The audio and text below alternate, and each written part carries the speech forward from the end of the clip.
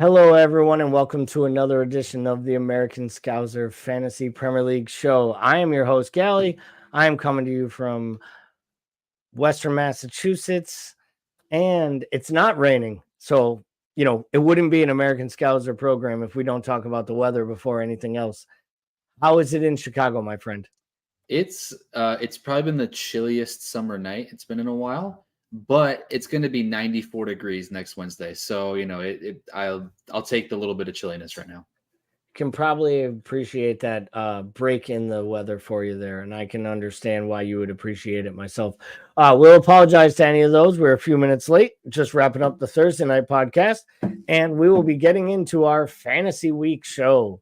But as always, we like to start the program by reminding you that the American Scouser Cup is open. You can go ahead and go right into your fantasy app, whether you use the app or you go through a web browser or on your desktop. Go to Join Leagues, pop in the code that's on your screen, and it'll put you right inside the American Scouser Cup starting in week 2. You will stack up and see how you are doing in the overall rankings. And each week on the Fantasy Show, we will make sure and review those rankings as we did all of last season. And we start this week with our first top 10, which is showing that Stobo Baggins, which is a pretty good name, had a score of 91, reputable score. I didn't actually check. I think that person might have got an actual 91 without using a chip, which is a pretty impressive match week. But that puts them just outside of the top 40,000 in the world to start the season. So as you look at your fantasy rosters, you know that you can basically get yourself inside the top 100,000. But a little special shout out here has to be said to Trevor, who's actually on the front page and in the top 10 to start the season. So he clearly did not listen to the last program. So before we look at the team of the week last week,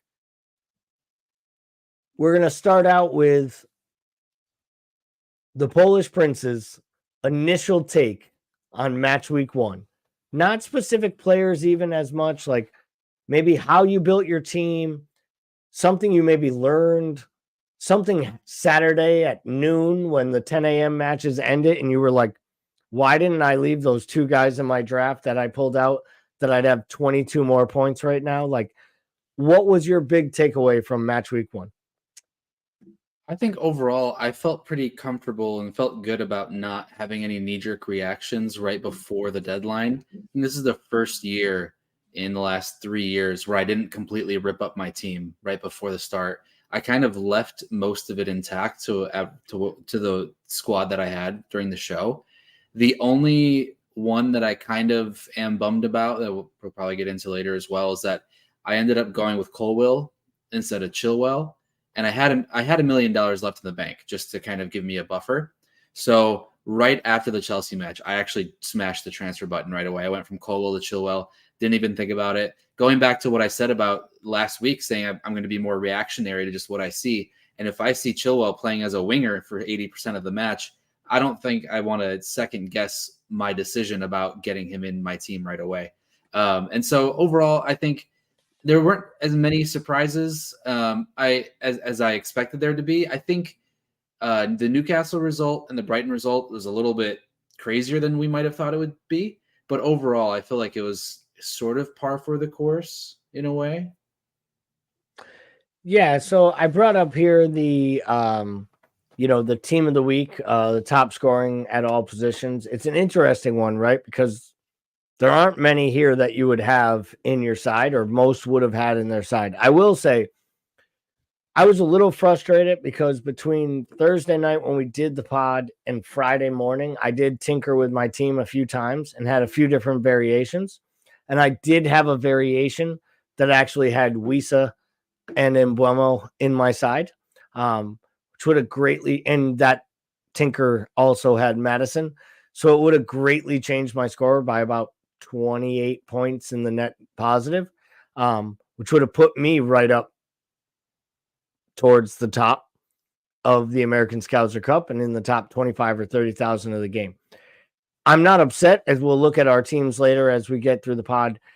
When you look at this front screen, and you mentioned how you're going to use your knee-jerk reactions this year, and I'm going to do the opposite. So we'll see how that fares us. What jumps out at you here? And other than going and grabbing yourself Ben Chilwell and wishing that goal was actually onside and wasn't scored against Liverpool, what jumps out at you here? And what would your knee-jerk reaction from Matushby to go and sign one of these players? Which one would it be? I think you'd have to look at Wissa. For me, it's between Wissa and Isak. I think Isak, it all comes down to how Newcastle fares in Europe. And I think given the beginning of the season here, you can take the chance on Isak and kind of play it by ear to see how the rotation goes once they're playing Champions League. The big thing for me with Wissa and seeing how they played against Tottenham, and maybe that's just because Spurs were super open and Ange was like, I don't care what happens. We're going to go down the field. They're going to come down the field. Whoever scores the most goals is going to win. It's going to be a fun time. But I think seeing Brentford's fixtures, they've got Fulham, Palace, Bournemouth, the next three. Having Wissa and Henry, I think, in your team would be really fun because those two guys just flat out up and down the pitch the entire game. And Henry is another cheap option at defense that you could look into. But yeah, as far as knee jerk, Wissa would be my number one. I wouldn't expect similar contributions from Barnes or Rodri for the rest of the year. Rodri has those moments where he gets, a couple goals in the season, but he's the best DM in the world, but he's not a great fantasy asset because fantasy doesn't reward amazing DM play, unless it's scores or assists. So it is what it is. And then the rest, I don't think United should have had a clean sheet. It's a different conversation. And then I know some people who are on Palace defenders to start the year, and I think Anderson was a fine pick there. So I think that's where my head is at looking at all this. Yeah, I mean, maybe, I think it was a little surprise to me that Disasi started for Chelsea. Just in general, that he was in their starting 11 and then he scores the goal.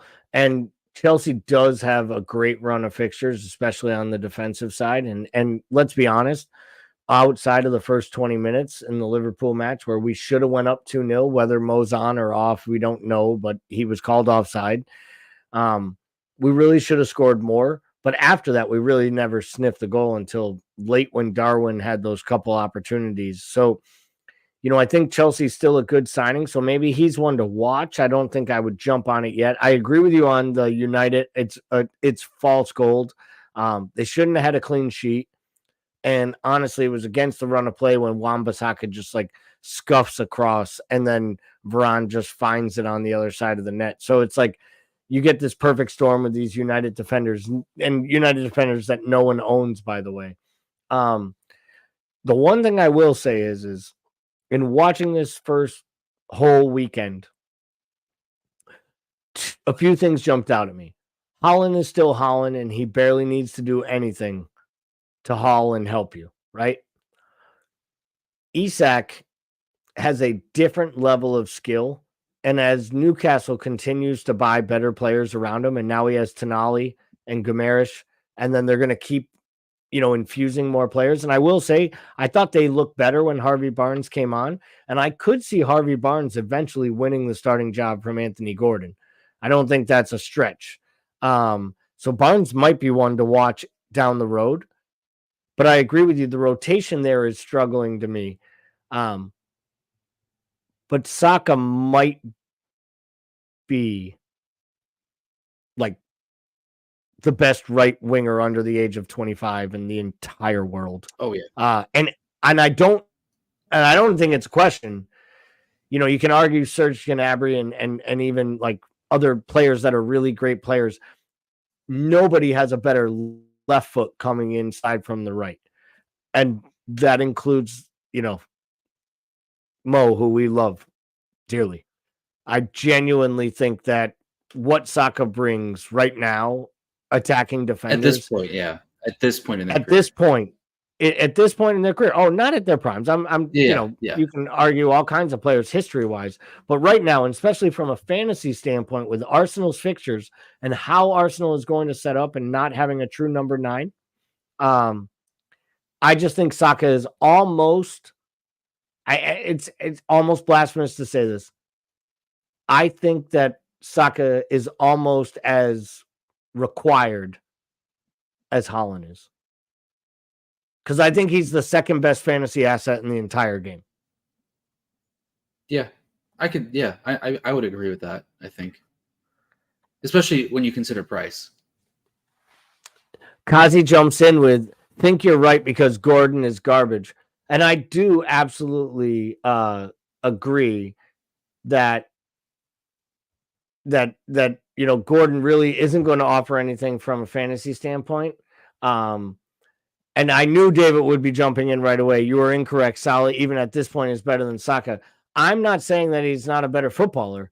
I was talking about from this position of a fantasy asset, what we're talking about on this show, coming from the left-hand side, scoring goals and attacking defenders at 8.5 million compared to 12.5 million, representing 20% of your overall, or 25, or yeah, whatever it is. I can't do math right now. 20% of your budget.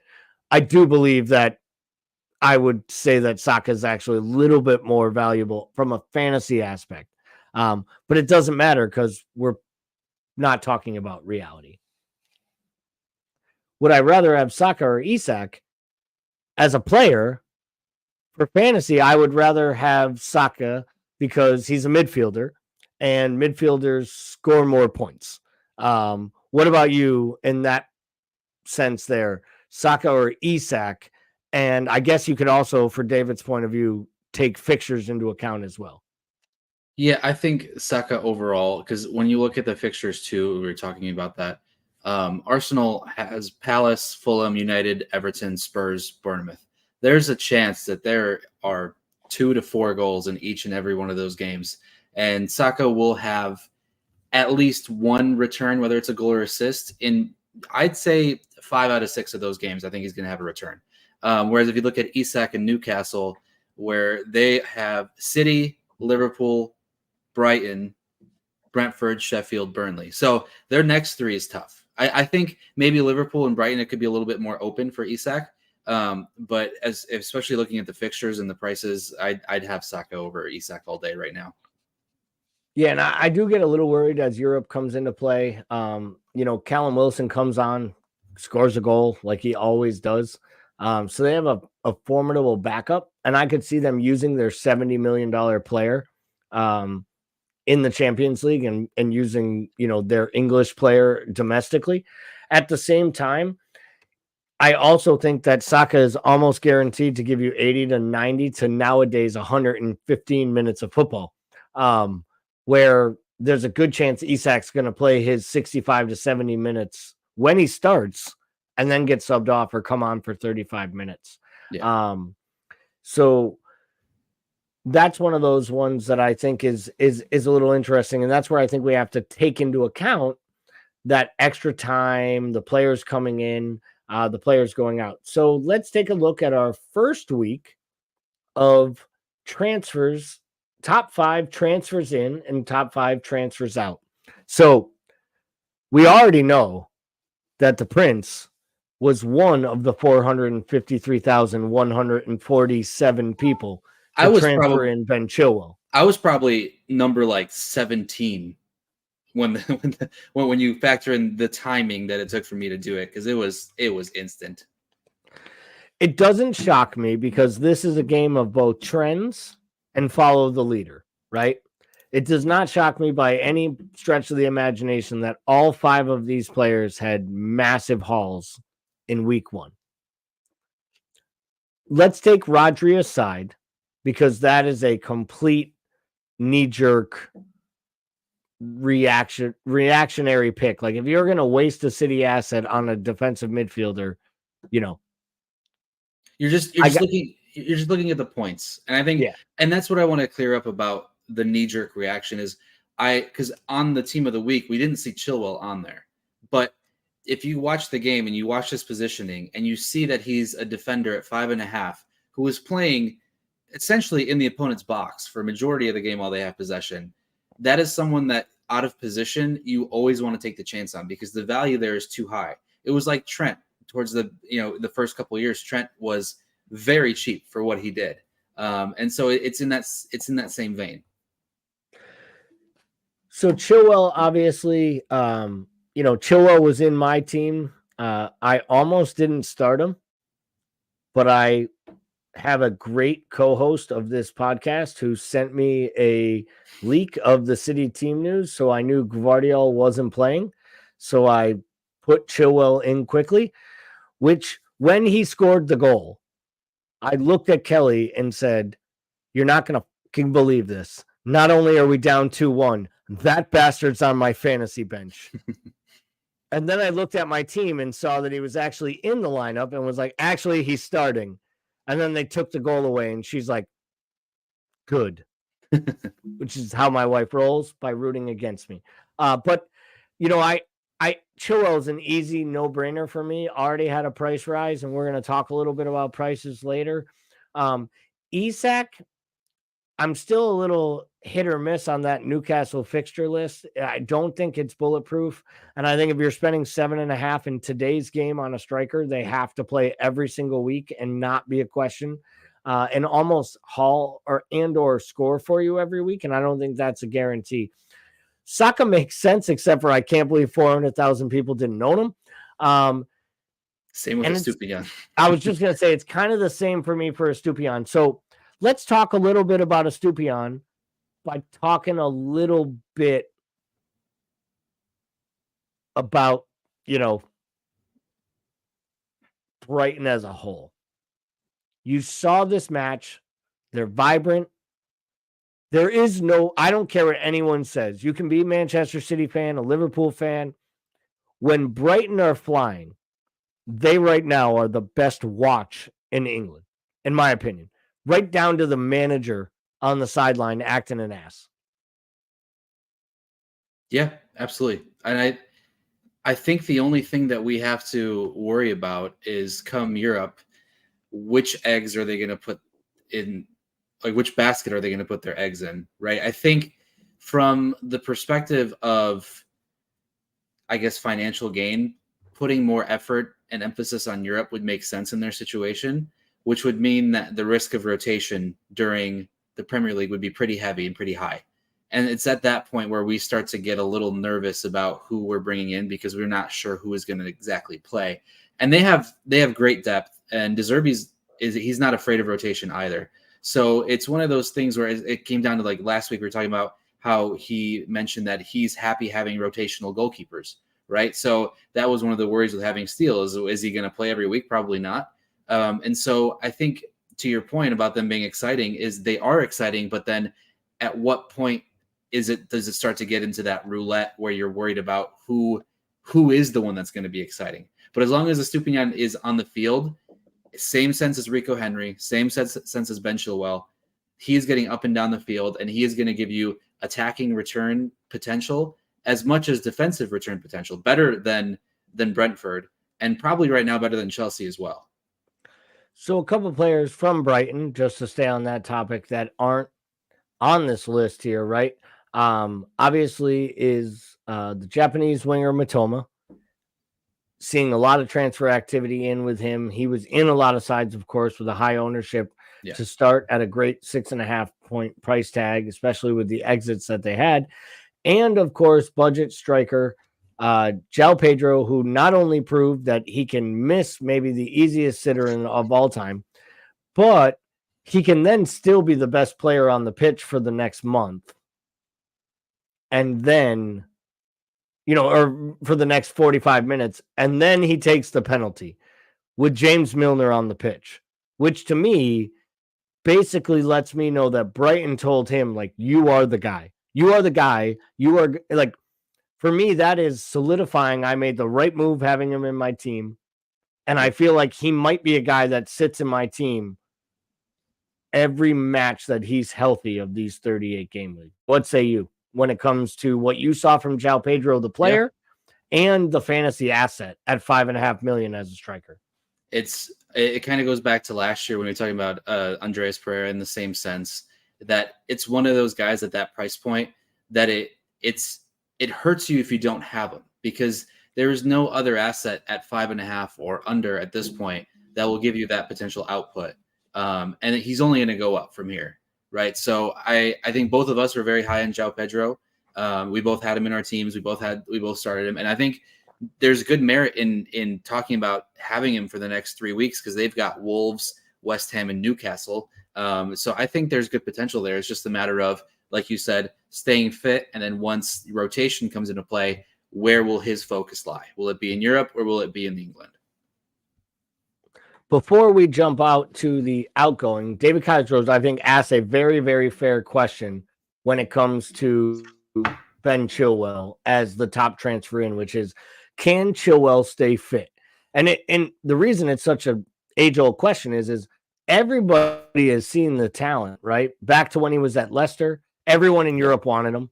At times, even when he was at Chelsea, it sounded like City was going to come in and buy him, like, because they thought he was like, could do what he's doing right now. Playing in a Pochettino system and not having to play in Europe might be the greatest thing that ever happens to Ben Chilwell. Because if he can put 30 starts out of this Premier League season, I honestly believe in a Poch system, he'll end up in like the team of the year. And he'll see his stock will elevate to the point where, Ben Chilwell is one of those rare England players who could play overseas. I could see Ben Chilwell playing left back for Barcelona. I could. Like, he could tactically play a different style. So I think this is a huge year for Chilwell, and I think it's a huge year for him on the fantasy front. Cosgrove makes a good, funny joke of only great clubs sign Japanese players, alluding to Liverpool signing today of Wataru Endo. And I can't wait to see Endo's appearance in Jota Have a Clue. Because only Kazi would go out and get Liverpool's newest Japanese signing. And with my luck, it would be the week they play me, and he'd get 2 goals and an assist. And I would lose because of Endomania. So we talked a little bit here about the players coming in. Let's talk a little bit about the players going out. And why don't we start by just going off the fact that 235,000 people weren't paying attention that Harry Kane had left and allowed an $11 million player to be on their team during match week 1. Shame on you. Yeah, I had a friend of mine who were in a different league together, and he texted the Monday after. He's like, "Oh shit, I didn't realize Harry Kane wasn't in the Prem anymore." It's like, yeah, well, thanks for the easy win, my friend. Thanks for the easy win. Yeah, you're welcome on that one. Obviously, John Stones isn't fit enough to play in match week 1. Doesn't start. Do you think it was that he got sold? Do you think it was the price drop that happened? Like, reports are he's not going to be out long. He may even start this weekend against Newcastle. Why the John Stones exodus? Because that, to me, is the only one on the screen that really jumps out at me as questionable. It could be a little bit of the price thing to maybe fit in someone like Isak. Maybe they're going up from a 6.5 forward and trying to move up there. So they drop down from Stones to maybe a Rico Henry, right? And you free up some money that way. But I think we might find ourselves in a position where, Pep had the winger roulette that we all hated. He might have a center back roulette that we're not sure of what's going to happen week to week. Really, they've got great options. When you think of Diaz, Stones, Ake, Gvardiol, and having 2 of those guys together, until we see a consistent pattern. Akanji, right? We can't forget about the best center back at City. Until we get like the consistent partnership that we see, it's going to be hard to know who's going to play when. And I think maybe with De Bruyne being out, that might change the system a little bit, and it might really then depend from there. We might see where Guardiola is looking at his center backs. But until then, I wouldn't want to be anywhere near Stones just because of the uncertainty and of the price of where I can bump up someone else somewhere else. So obviously another just brutal ending to a match for Kevin De Bruyne. It feels like at this point, 1 out of every 5 matches the guy plays comes off with him crying in his hand and me kind of snickering, saying that might be the last time we see Kevin De Bruyne in this type of position. And I'm going to say it because I got 4 months off now of thinking about Kevin De Bruyne. Just a great player that honestly just never going to ever be able to live up to all the hype and potential that he had. And it injuries do that to players. That's part of the game, right? And some players can play through it, some can't. Looks like he's going to be out a long time. For the real world of football, that probably means a big money signing, either bringing in a Paqueta or, trying to go out and pry some big time midfielder away from another team. It also should mean that Julian Alvarez and Phil Foden just became extremely valuable fantasy assets, right? Yeah. Because I mean, whether Foden's being groomed for the De Bruyne role or whether Alvarez is being groomed for the De Bruyne slot, one of those two will be playing that position, and which probably means that both of them will most likely be in most games, given how they're going to set up. So I think it's exciting. I think the only thing that worries me is I see a lot of Haaland and Alvarez duos together. And I just don't know if I would want to invest that much money into my 2 forwards being from the same team. In that, I mean, there's a good chance that Alvarez is the bargain of the year if De Bruyne is out for that long.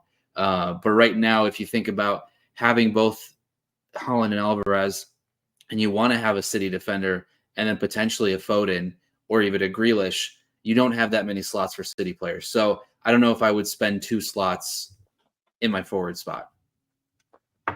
I do think we have to at least mention quickly, like how unfortunate it was for both Tyrone Mings and Timber to go down with massive, ACL injuries. Sounds like they're both out for the entire season. They keep saying Timber might be back, but then you see reports that it was like a full tear. And I can't see them. And he looked really good too, which is kind of crazy. But on the Timber front, bit of a shock by Arteta when he comes out with a starting 11 and Gabriel's not in the 11 after being the 3rd or 4th highest owned defender in the game. Had started, I think, 70 something consecutive Premier League matches, and every match that Mikel Arteta was in charge of. Every match in the Premier League. And he benches him on the opening day at home. Then says it was tactical, but after the match says it was about the tactics required, not a player dropping a level. Almost saying he's still my starting center back, but not today. What do you make of this? And can you have faith right now in Gabriel outside of the fact that his replacement just got hurt? I think you have more faith now. Absolutely. If Timber didn't get hurt, I think we're having a different conversation. But it's very weird. And I don't think we're going to have to see this next week how Arsenal come out, because it doesn't make any sense at all. You had moments last year where you were saying that Gabriel was one of the best center backs in the entire league, right? And I'm not saying that only you were saying it, because there were many people that were saying that. But yeah, it smells of something different that was lingering, maybe behavioral, maybe it was disciplinary, maybe there was something. But yeah, if anything, the injury to Timber it helps the Gabriel owners in that sense. David Cosgrove asked the question, why did he send Timber out for the second half? So I am going to go on the fact that, and everybody who listens to the Monday Night Podcast, this show, a Thursday I appear on, or just reads things I say on Facebook, knows I am not a fan of Mikel Arteta. So if I could take a shot at Arteta, I usually would. And I'm not going to blame him here, because I have to assume that Timber told the manager he was fine. It was a little tweak. He felt something, and now he was good. And he ran it off at halftime and said he was good to go. I always have a hard time when these players have these massive injuries after an earlier shot during the match, because I don't know. Was it something he did later on that actually kind of blew it out? He just, stretched it a little bit early and then it was the tear came later, or was he playing on it, which made it a lot worse? Which, for someone who's had an ACL tear in their life, it's usually because you keep running on it that it goes. You don't usually just straight up tear the thing in one fatal swoop. It's like a small process, some pain. We keep pushing through and then it rips. So I put it mostly on the player, but in match one of a brand new signing, if a guy is limping during extra time of the first half, and I have a guy who started 77 matches in a row or whatever on my bench, I think I go and put him in. There's just absolutely no reason. Yeah. And I think Kaz agrees with me. It's the same thing. If you do that, you got to get him off. That's where I feel like the professionals have to be paid to think for the player. And I feel in that case, they probably let him down. But from a fantasy's perspective, I think it greatly helps the Gabriel owners out there. So something we didn't focus much on last season, but I do think is a big part of Fantasy Premier League, right up there with transfers, ins and outs. I think squad wealth and like paying attention to the numbers is actually important. So I thought this year we would do a little bit and try to pay more attention to the price rises and decreases. So the good folks at the Premier League or the Fantasy Premier League, they love to screw over everyone that plays, which is why servers go down with 5 minutes to go before deadline day when you find out leaks of teams and you can't make changes. But they also like to screw you over because if a player drops in price, they take that coin right from you right away. The moment that player drops in price, you drop in price with them. If that player happens to rise in price, your sell-on price stays exactly the same. So the only increase that you're allowed is 50%. So for every 0.2 you earn, you gain 0.1. And for those who don't know, there is a cap. No player's price will ever go up more than $500,000 on your roster. So a few years ago, I think it was the great season of John Lundstrom, the $4 million defender playing for a team that sat back and didn't give up goals in Sheffield United. And he was playing in the attacking midfield role, scoring goals and assists like it was hotcakes at the beginning of the year. He got to like 6.8 million, and players who had him only had him at 4.5 million. It's a really ridiculous thing, in my opinion, of the overall game. But I wanted to explain that so you can understand why it isn't important to focus on money. I personally think money is the least important of the key components of this game. I know players who will try to make transfers around catching a point one. It's one thing if you're that strapped in cash, but to do it to try to earn. I know people who will make transfers early to earn or get away from losing a little money. And I personally think it's kind of a fool's gold maneuver. How much stock do you put into prices before we actually talk about the changes that happened this week? A little bit. I feel like I think it's important if you are considering a move and that specific player you're going to make a move for does really well that week, you know that they're going to get a lot of transfers in, so you know that their price is going to go up. So you may as well try and get on that a little bit earlier than waiting on it and potentially pricing yourself out if you don't have any money in the bank, right? If it's an even trade, you're going to need to get in on that before the price goes up. So I think in that aspect, it makes sense to pay attention. But usually if you're keeping up with the game week to week, you're always going to be within average prices for where everyone else is. And you're not really, there might be one or two moments where you price yourself out of someone that you want to go to, but for the most part, you're always going to be within reason of getting able to transfer in whoever you want because you're just paying attention. Yeah, I do agree. I think you have to pay attention, especially when it's about making moves. I think the people who make moves trying to get a squad value number high just make moves to try to catch a price increase. But really, that just means you're jumping on a wagon that started last week. which is just really just keeping you up with the Joneses. It's not really helping you differentiate or change sides. And if you're only doing it for the points, I think it actually can be a detriment to your team. So let's start on the right-hand side of the screen and start with the drops. Not a surprise that Timber, Buendia, or De Bruyne, all of which will be long-term absentees, dropped in price. Little surprised that Nkunku dropped in price, except for the fact that so many people just set a team in this game and never come back to it. And I have to imagine that that's just a lot of people who allowed that player to be on their week 1 roster, right? Yeah. So, and then of course we have the 2 City defenders. Our friend John Stones, who we already talked about, who might be a little dinged up and in a rotational battle. And a man who might be behind, like, I don't know who you'd have to think of to that, like, there isn't a player probably in the active playing squad that Cancelo is ahead of in Pep's mind to go into a match.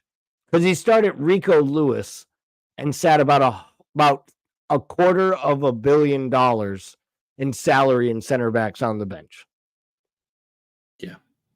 Maybe Ortega, but that's a long shot even then. Well, even that, I feel like Ortega had a better shot. There were some who thought Ortega was going to start when the season began, which was a ridiculous rumor that I always love when those rumors are disposed. So we look at the prices that go up. It's all players that we would expect, right? Guys who had big weeks, have high ownership, and saw purchasing potential. You've already aided in the Chilwell move. It definitely made me happy because I have, Saka, Chilwell, and Estupiñán. I think I had a 4th player actually go up as well. So I picked up 0.4 million in the first week, which is pretty good, actually. I'm very happy with that. And I do believe, again, I think Saka will be a guy that will be at 9.91, 9.2 by the end of the season. And that what happens there is, and this is where I think the strategy comes in. If you believe a player is going to considerably increase in cost as the season goes on, like Saka, Chilwell, right? Maybe even Estupiñán with his low price to start. These become players you have to seriously consider not selling even when fixtures go away. Because you're selling them at a net profit for you, but will end up being a loss for your squad's overall value when you have to buy that player back. So, I genuinely believe, guys like Saka and Chilwell and Estupiñán, Haaland, they're going to sit in my team all year long because eventually Haaland's price is going to go up. And by the end of the year, I'm not willing to pay 15 million if I had to sell him for 14.6. Lose 0.4 to balance out the rest of my squad just because he has a blank game week and I can't stomach having a $15 million player on my bench. I think that's the part where I'm trying to get away from those quick hit reactions and those quick hit transfers, because I think those are the ones when you take money into account where you start to make mistakes. Because your squad at one point looks like it's worth 101.8, and you're like, wow, I'm almost 2 million up. And then 4 weeks later, your squad's at 100.6 because you bought 3 players back that you sold and cost it more when you bought them than when you sold them. Yeah. And you didn't have a net gain positive point structure during that period. And I think that's really important. So let's get to a great little graphic you sent us over. Thank you for adding it in. And I think it brings us to our question. This is the predicted points for game week 2. All players and the percentage of ownership. It's a really good visual, in my opinion. Clearly, people think we're going to score a lot of goals and get lots of fantasy points against Bournemouth. If I were Bournemouth, I just wouldn't show up. I mean, it was only 9-0 last year, right? So how much worse could it get? It's a crazy idea that it was 9-0 and Salah didn't score. But or assist. No Yeah. returns. And with that, he is the predicted points leader for the week. So I ask you, my Polish prince and co-host, will he have your armband, or will that thing be on Holland? No, I think I said last week about permacapping Holland, or maybe I was texting someone about permacapping Holland, and it took me all of 1 week to say nope. I'm going to put the armband around Mo this week because I think both fixture wise and both in my heart wise and in what I want to see wise, it all makes sense to go with Mo. I think Mo's a little pissed from last week, and we all know an angry Mo is a Mo we want to have on our team. So I'm all in on Mo for the captaincy this week, and I already locked it in. I'm not going to change my mind, and I'm just going to, this is, like I said, once I feel like this is what I want to do, I'm not going to second guess myself, and I'm just going to go for it. I hope, honestly, that I stick with it as well. I have it on him. When you see my side, or if I showed you my screenshot of my team, he is my captain right now. I switched it last week. I too think that a pissed off Mo is a good Mo. One that wants to show something. I think he scored 5 of the 6 home openers in his career, and he scored I think it's 7 out of 8 times again, or 5 out of 6 or something against Bournemouth. It's a ridiculous number. I think it's 8-8 overall, and he scored in 5 of the last 6, not counting the last one. They didn't look great by any means against West Ham in the first half, or in that entire match in the first week. So I think Bournemouth still has a lot to do under a new manager. I think Anfield will be up for it. I think Mo will be up for it. And I do think that Newcastle poses a little bit of a test for City. And we've seen Holland have those moments where he does disappear. And don't get me wrong, he still usually scores a goal or 2. But he does blank every once in a while. And I think if you ever looked at a week where Holland has a reasonable opportunity to blank and Salah has a reasonable opportunity to put up 20 points, I think this is the type of week that could skyrocket a player. It's also the type of week that could take me from 3.5 million to 5 million and pounding my head into the table next week on this show. So we're going to see what happens. But let's go ahead and take a look at what happened for you during the first week. So talk to us about any last minute moves. I know you didn't make any major changes.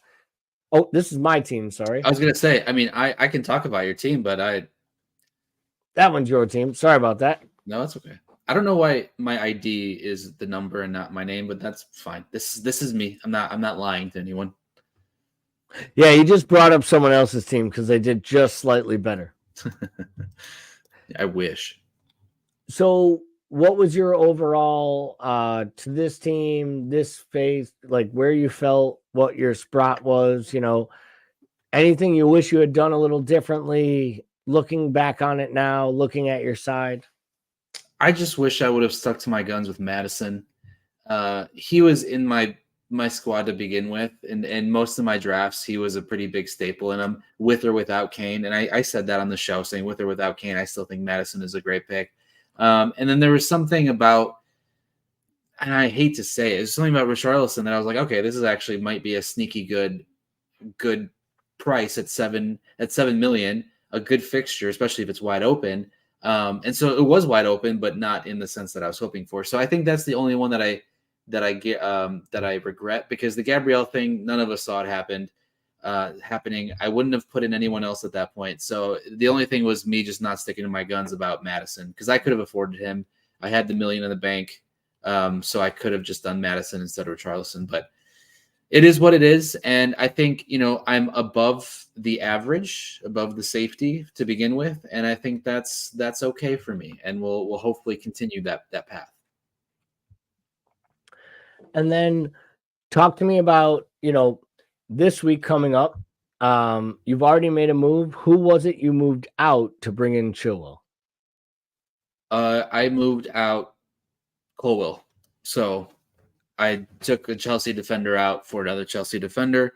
I'm hearing lots of people, maybe not lots of people, but I'm hearing some discourse around the potential of taking out Reece James and putting in like a Malo Gusto because he's only 4 million, and if he plays in that right wing back role, there is some decent value there at 4, especially for a Chelsea defender in the Poch system. But yeah, Cole came out, Chilwell came in, and I think I'm going to bench right now. I'm benching Botman, Udogi, and Osula for this week. You're welcome on Osula, by the way. Hey, I knew all about him. You knew all about him until your face went, a $4.5 million striker who's going to start, and then almost scored a minute into the game with like a beautiful curler. I was watching the 10 a.m. matches on Peacock, which I have to give them credit. We all love to shit on the Premier League's coverage and how they make us stream it and they do all this. Well, I'll tell you this. They've really improved the Peacock product so far this year. The goal rush or whatever they call it, where they whip around the action. The 10 o'clock games was fabulous. They did it fast. They got lots of updates, and the match of the week was the Brighton match, and you get the BBC feed, so it's even better than watching USA.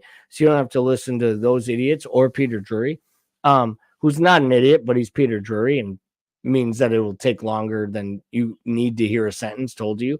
But I think the most important thing of what Peacock's doing is they're using like stats, and they're having little highlight reels within the match if you're there late. So it's almost helping here with what this is happening. And I was watching it, and it was crazy to me. Like the actual amount of like bad calls by the officials. I mean, I really think Everton got screwed over, and they really should have went up 1-0 in the first half. And if you give that team a lead to defend, it's a lot different than them having to push forward to try to score. I thought your starting Pickford was smart. Let me ask you, are you starting Pickford this weekend, or are you starting Matt Turner? I'm going with Turner. Yeah, I have Turner as well in my starting lineup. So that was what I was wondering. It's a good rotation. There's only 3 or 4 times. Any chance you make another move this week? Or are you locked in with just bringing in Chilwell? And I'm assuming you brought in Chilwell for Colwell. He's starting, and you said Botman is dropping to the bench because they're playing City. Correct. Yes. And I entertained the idea of taking a -4 this early on because I thought, if I do take a -4, technically I'm back to the average, to the safety. So I'm still kind of in that range. But I am just going to sit put now. I hope Spurs absolutely stomp United at home, and I'll be justified in my stupid pick of Richarlison. And I would also like to challenge anyone to find another sport in the world where you can pay $6 a month and get every fucking game, because good luck getting that for anything in the States. Even you want to watch all your NFL games, all your MLB games, all your NBA games. Good luck paying $6 a month for that. Like some of these people are so ridiculous about this Peacock thing. It's unbelievable. I do agree too, and it's not just the $6 a month. They have, once you pay it, you get all these other TV shows, all these other Premier League content that they put out there, and you get all of these like extended highlights. You can watch the replays. Like, I think Peacock might have the best, like, of all the different streaming services. I feel like Peacock might stream football the best, like better than CBS does or Paramount Plus does the Champions League. Yeah, better than Serie A is on Paramount Plus, better than anything on ESPN Plus. Like, I do think you're right. We're just spoiled, and we just wanted it easy. And for all those years, if you had Fox Soccer, you knew you could watch a match sometime live throughout the week.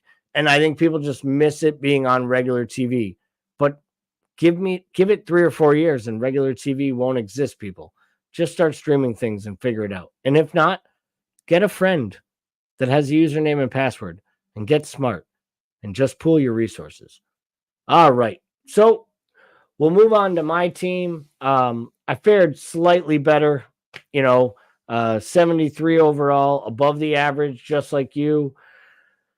Obviously frustrated with Gabriel not starting. Obviously, I would have been even more frustrated with the weak goal that they gave up because it wouldn't have been a clean sheet anyways. I'd be really upset if I was a Saliba owner. I mentioned earlier I had Wisa and Embuemo at one point in this side, both starting, so that would have really pushed my points up the board. The Garnacho pick for me was an enabler to allow me to have Fernandez, Saka, Odegaard, Salah, and Haaland.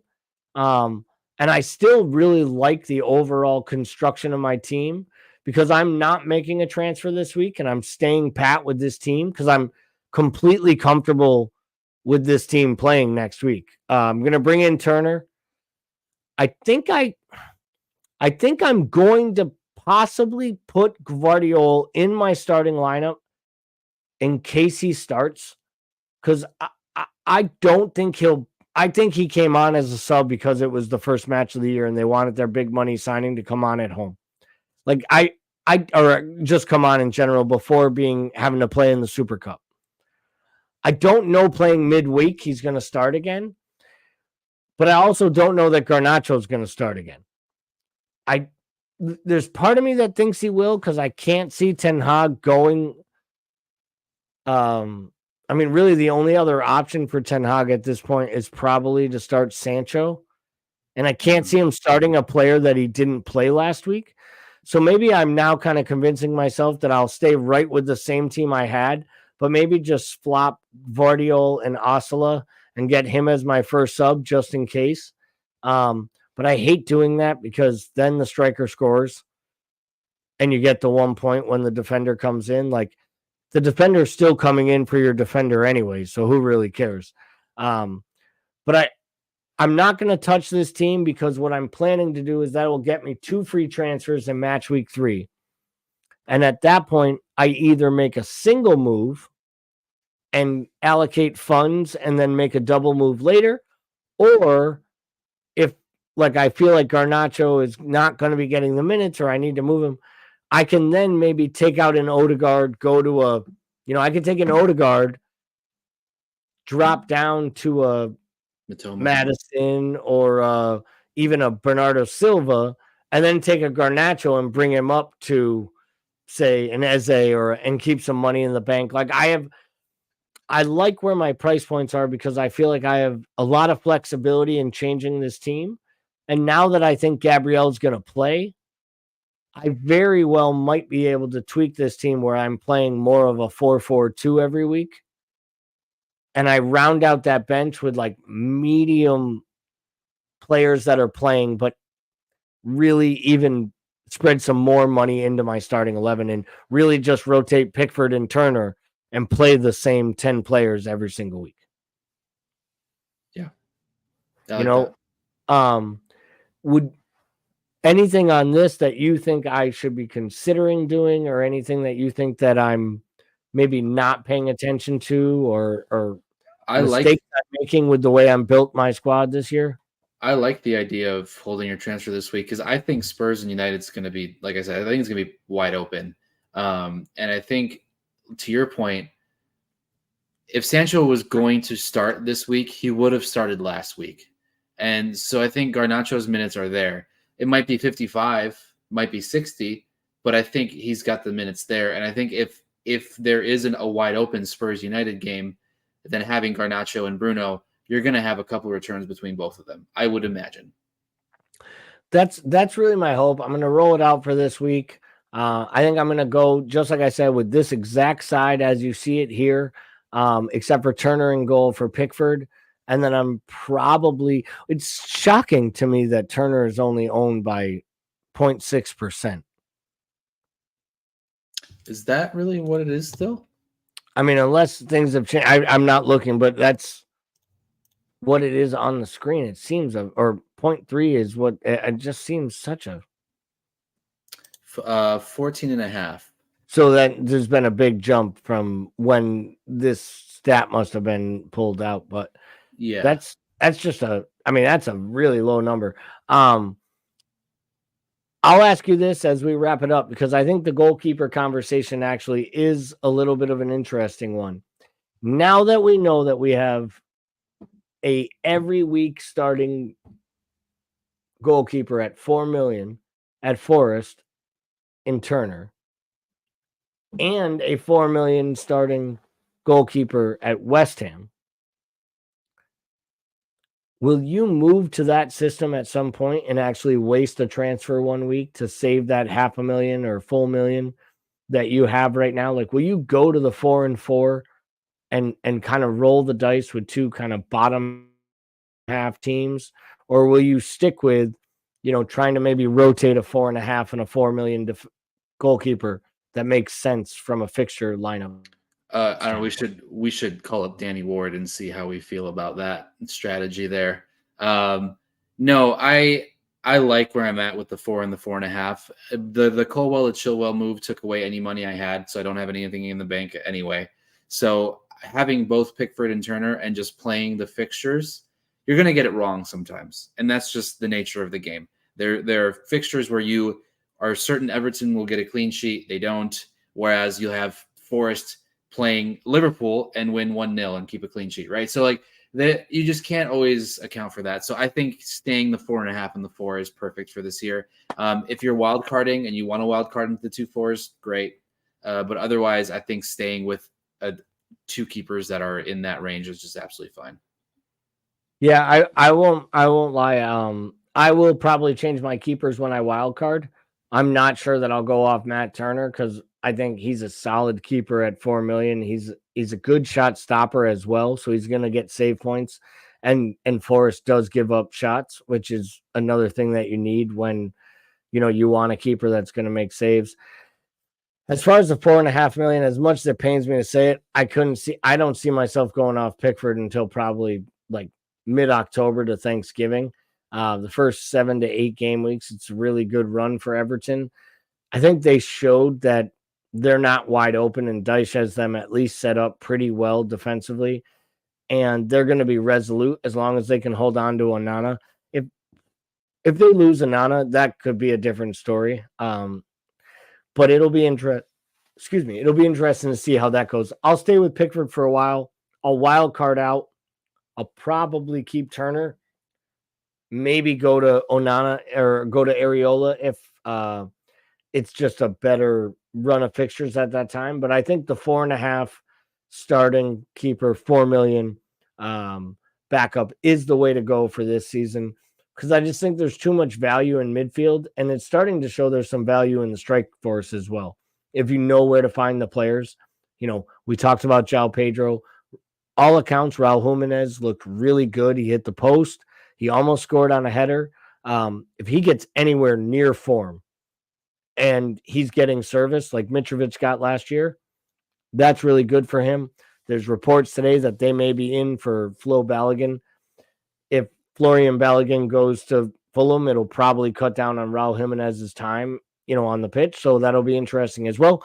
But that means that now there's another $4.5 or $5 million striker that is actually worth watching. So pay attention to these transfers, people. You got 13 days left.